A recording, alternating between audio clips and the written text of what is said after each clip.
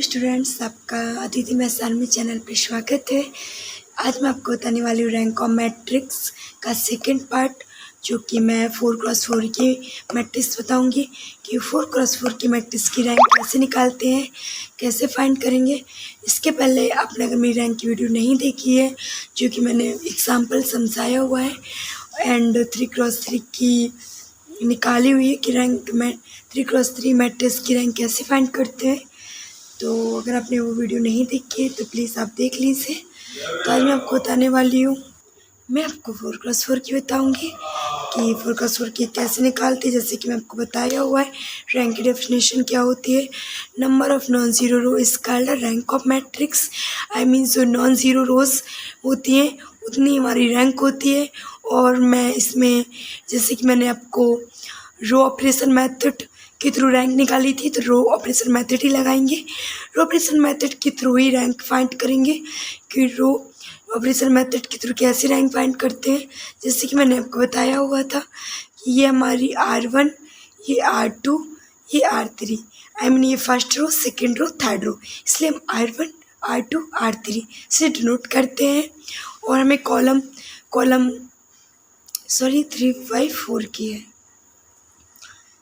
3/4 की है। ओके, ये मैंने 3/4 की ली हुई है, मैंने 3/4 की मैट्रिक्स ली हुई है। तो इसमें हमें रो 4 है, 1 2 3 4। रो को हम C1, C2, C3, C4, C1, C2, C3 से क्यों डिनोट करते हैं? बिकॉज कॉलम कॉलम कॉलम स्तंभ, हिंदी में स्तंभ बोलते हैं एंड इंग्लिश में कॉलम बोलते हैं, इसलिए हम C1, C2, C3, C4, column first, column second, column third, column fourth. R का मतलब रो होती है, तो row first, row second, row third. Okay, 3/4 की मैट्रिक्स का मैं आपको रैंक कैसे फाइंड करते हैं, इसकी रैंक मैट्रिक्स में बता रही हूँ। तो चलिए फाइंड करते हैं। तो इसमें रो ऑपरेशन मेथड लगाएंगे। तो रो ऑपरेशन मेथड के लिए हम R1 को एज इट इज़ रखते हैं, तो R1 को सेम लिख दीजिए आप। 30, आपको कोई मतलब नहीं है। R1 में ऑपरेशन लगाते हैं, जब भी आप कोई ऑपरेशन लगाइए तो R1 को आप एज इट इज़ रख दीजिए। R2 में ऑपरेशन लगाएंगे तो इससे कि 0 बनाएंगे। R3 में सके मैंने आपको बताया हुआ है फर्स्ट वीडियो में कि 2 प्लेस में पहले 0 0 बनाएंगे। तो 0 0 बनाने के लिए हम R1 की हेल्प से, R1 की सहायता से हम R2 R3 की जगह पे 0 0 बनाएंगे, इसलिए हम R1 को एज इट इज़ रखेंगे और हम R1 से ही ऑपरेशन मेथड करते हैं। ऐसा नहीं है कि R2 का R1 से किया, R3 का R2 से किया, नहीं। R1 को एज इट इज़ रख रहे हैं तो R2 का ही R1 से करेंगे, R3 का ही R1 से करेंगे। ओके, तो R2 में रखेंगे, ये रखना होता है, R2 में रखेंगे R2 माइनस 4R1। R3 में रखेंगे R3 माइनस 7R1, 7R1। तो ऐसे रखेंगे। R2 में रखेंगे पहले, तो R2 की 4 5 6 1 माइनस माइनस माइनस। मैं आपको साइड में करके बता रही हूँ मैं कैसे करी हूँ। 4R1, 4 का मल्टीप्लाई कर दीजिए, 4 1 4 4 2 साइड, 4 3 12 0 इसको टू 0 -3 -6 1 0 -3 -6 1। इसी तरह से सेट आ देंगे। तो R3 पर रखेंगे 7 8 9 0 माइनस माइनस माइनस, फिर कुछ भी नहीं करेंगे। 7 1 7 7 7 का मल्टीप्लाई कर देंगे फर्स्ट रो पे, जो कि 7R1 लिखा है। तो फर्स्ट रो पे 7 का मल्टीप्लाई, 7 3 21 0, तो माइनस करेंगे 0। 8 से 4 9 से 21 गए, सॉरी 8 से 14 गए तो 6, 9 से 21 गए 12, सॉरी माइनस का आएगा, इक्वल टू 0। तो कुछ नहीं करेंगे, लिख देंगे एज इट इज़, मतलब जो निकाला हुआ है। तो अब आपको क्या करना है, अब आपको सेकंड प्रोसेस करना है। इस प्लेस की जगह 0 बनाना है। क्या करना है, इस प्लेस की जगह 0 बनाना है। तो आप क्या करेंगे, रो ऑपरेशन मेथड फिर से लगाएंगे। तो आप अब R1 से नहीं लगाएंगे, क्या करेंगे, R1 से नहीं लगाएंगे, क्योंकि आप देख सकते हैं कि अगर आप R1 से लगाएंगे तो ये जो 1 2 3 0 यहाँ तो आपका 0 बन जाएगा, बट यहाँ फिर से कोई ना कोई वैल्यू आ जाएगी, इसलिए हम यहाँ पे R1 से नहीं लगाएंगे, R2 से लगाएंगे। अब हम क्या करेंगे, R2 को एज इट इज रखेंगे, R2 से रो ऑपरेशन मेथड लगाएंगे, जिससे 0 0 से कुछ भी मल्टीप्लाई करें तो 0 ही आएगा, इसलिए इसको हम R2 से ऑपरेशन करेंगे। सॉरी स्टूडेंट्स, आज मेरा थोड़ी कुछ दिन से वॉइस बैठी हुई है, तो मैं आपको काफ़ी क्लियर समझाने की कोशिश कर रही हूँ। तो R3 क्या करेंगे हम, तो आप देख सकते हैं कि हम R3 को एटीसीज रखेंगे, माइनस माइनस माइनस प्लस 2 से मल्टीप्लाई करेंगे, 2R2 से करेंगे तो यहाँ 0 बन जाएगा। आप देख सकते हैं -6 रखेंगे, minus minus plus 3 2 6 minus plus plus 6 -6 = 0।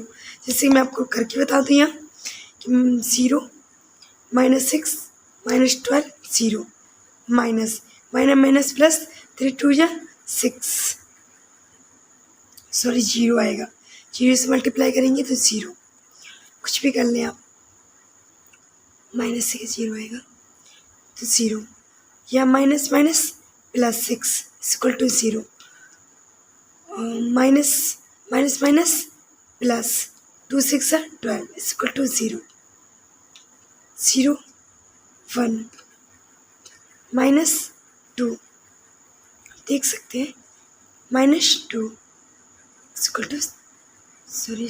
-2। तो आप देख सकते हैं कि हमने फाइंड वैल्यू कर ली है, तो 1 2 3 0 ऐसे रख लेंगे। सेकेंड रो में कोई ऑपरेशन मैटर नहीं लगाया है, इसकी वैल्यू हमारी 0 0 0 -2 3 × 4 3 × 4। अब हमें कुछ भी नहीं करना है। अब आप देख सकते हैं कि अब 0 बनाने के लिए कोई प्लेस नहीं होता है, बिकॉज पहले में 2 प्लेस में 0 बनाते हैं, फिर थर्ड रो में इन 2 की जगह 0 बनाते हैं, इस जगह 0 तो इस जगह 0 0। अब आप इसकी रैंक फाइंड करेंगे, तो आप देख सकते हैं इसकी रैंक, जैसे कि मैंने आपको बताया है कि डेफिनेशन कि number of non zero row is called a rank of matrix. I mean non zero row मतलब हमारे रो में ऑल एलिमेंट्स 0 नहीं होने चाहिए। नॉन ज़ीरो रो मतलब हमारे ऑल एलिमेंट्स रो में 0 नहीं होने चाहिए। अगर हमारे एक एलिमेंट्स R1 में ऑल एलिमेंट्स 0 है R1 में, तो 0 रो हो जाती, बट इसमें आप देख सकते हैं कि हमारा 0 है, बट ऑल एलिमेंट्स 0 नहीं है, तो इसकी वजह से मैं मार्कर चेंज कर लूँ थोड़ा, तो आप देख सकते हैं कि इसकी वजह नॉन ज़ीरो है, तो ये हमारी नॉन ज़ीरो रो हो गई, ये भी हमारी नॉन ज़ीरो रो, क्योंकि हमारी ऑल एलिमेंट्स सेकंड रो के 0 नहीं है। अगर हमारा इस जगह 0 हो जाता तो ये नीचे लिख दो 3 × 4। अगर ये हमारी इस जगह प्लेस सपोज दैट इसी के 0 हो जाता तो हमारी 0 रो हो जाती। कैसी हो जाती? 0 रो, आई मीन 0 रो, बट यहाँ पे क्या है -2, तो हमारी नॉन ज़ीरो हो जाएगी। कैसी हो जाएगी? Non zero. अब आपको समझ में आ गया होगा कि नॉन ज़ीरो और 0 रो में क्या डिफरेंस है। 0 रो मतलब हमारी फर्स्ट रो ऑल 0 एलिमेंट्स होने चाहिए, तो 0 रोज। अगर हमारी कोई भी एलिमेंट्स ऑल 0 नहीं है तो हमारी नॉन ज़ीरो, इसलिए हमारी तीनों रोज नॉन ज़ीरो हैं। तो हमारी आप देख सकते हैं रैंक क्या आएगी, जैसे कि मैंने आपको बताया हुआ है कि रैंक कि आपको पता है कि number of non zero row is called rank of matrix. I mean number of non zero row, जितनी भी नॉन ज़ीरो रो की नंबर्स होंगे, संख्या होगी, वह हमारी रैंक ऑफ मैट्रिक्स होगी। और 0 रो इस कॉल्ड नलिटी होती है। ओके, तो मैंने नलिटी भी आपको वीडियो बनाई हुई है, तो आप देख सकते हैं नलिटी कैसे फाइंड करते हैं। तो आपकी rank of A is equal to 1 2 3 1 2 3 row की चेक करते हैं, number of non zero row I mean non zero row को काउंट करते हैं। ओके, सो भी हमारी नॉन ज़ीरो रो को, ये नहीं कि मैट्रिक्स को काउंट करते हैं, नहीं, मैं बार बार रिपीट कर रही हूँ, number of non zero rows. I mean आपको रोज को काउंट करना है, first row, second row, third row. तो नॉन जीरो रो फर्स्ट हो गई, सेकेंड हो गई, थर्ड हो गई, 1 2 3। तो आपकी rank of A is equal to 3। इसको आप इस तरह भी डिनोट करते हैं, rho of A is equal to 3। तो आपकी रैंक 3 आ गई। ओके, तो 3 क्रॉस 4 की कैसे फाइंड करते हैं आपको समझ आई होगी, और मैंने 3 क्रॉस 3 की भी बताई हुई है कैसे फाइंड करेंगे। और मैंने काफ़ी एग्जाम्पल लेके आपको बताया हुआ है कि 3 क्रॉस 3, 2 क्रॉस 2 और 4 क्रॉस 4, 3 क्रॉस 4, 4 क्रॉस 3। कोई भी एग्जाम्पल आ जाए तो आपको क्या नोट करना है, कैसे किस प्लेस में जीरो बनाना है। और मैंने आपको बहुत ही easy way operation, row operation method के थ्रू बताया हुआ है।